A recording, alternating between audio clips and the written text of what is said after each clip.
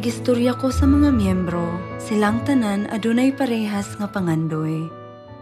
Silang tanan nangayo nga makahatag og daghang gugma, mamunga og daghang maayong bunga sa ebanghelyo, ug mausab nga matahom aron makasulod sa gingharian sa langit. Tungod kay ang Dios gugma, ang mga anak sa Dios gugma usab.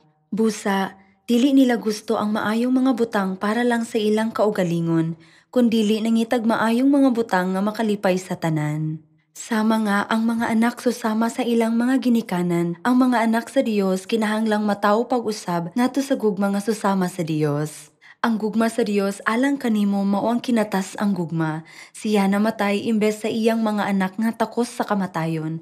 Tungod sa sala nga nahimo dito sa langit o gitakda nga mosulod sa walay katapusang kamatayon. Ug siya nagluwas kanimo pinaagi sa iyang bililhong dugo.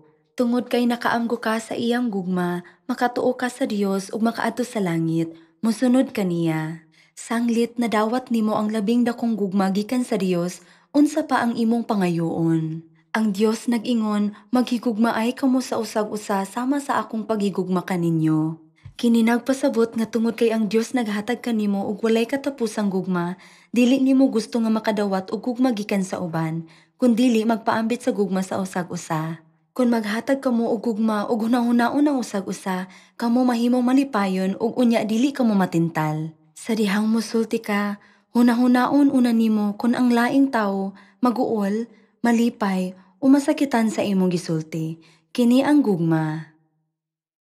Sa wala ka pa motuo sa Dios, gisulti nimo ang tanan nga gusto nimong isulti. Apan karon, kinahanglan nimo nga unahon ang uban kaysa sa imong kaugalingon, sumala sa pulong sa Dios. Ang paghigugma sa usag-usa kay pagkatawo pag-usab. Aron matawo pag-usab, kinahanglan aduna kay kasing-kasing ni Kristo.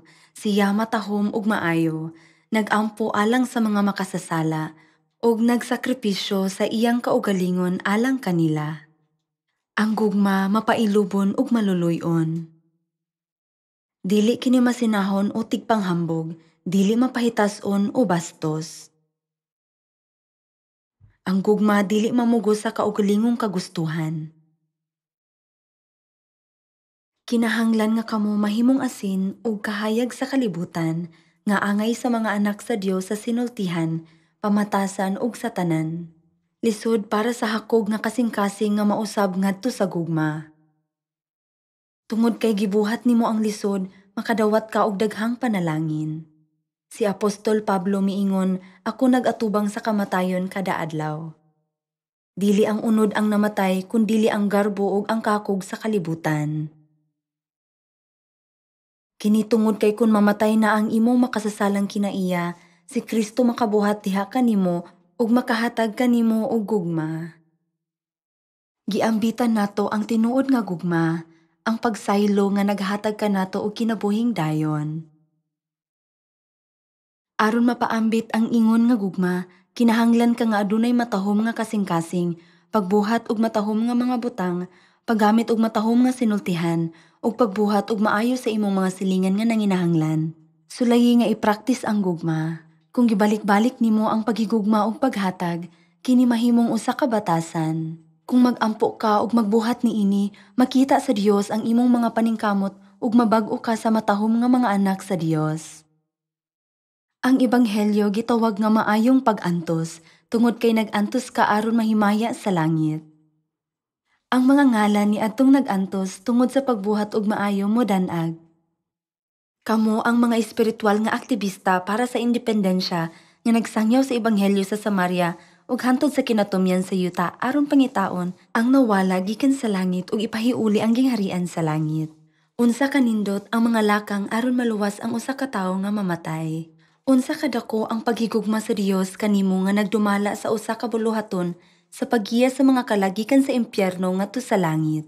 Mao kini ang hinungdan nga ang Dios nag-ingon nga siya maghimo kanimo nga usa ka harianong pagkapari. Sa langit, diin ang bag-ong binuhat nagpadayon, dili kagayod kapuyon niini bisan pag mabuhi ka sa walay katapusan. Sigurado, moadto kita sa langit diin makakaon ka nga kauban sa lamesa sa Dios, ug diin nagpadayon ang mga kasaulugan sa tibuok nga galaksiya. Kung motuo ka sa pulong sa Dios ug magbuhat niini, mahimo kang mataw pag-usab nga matahom.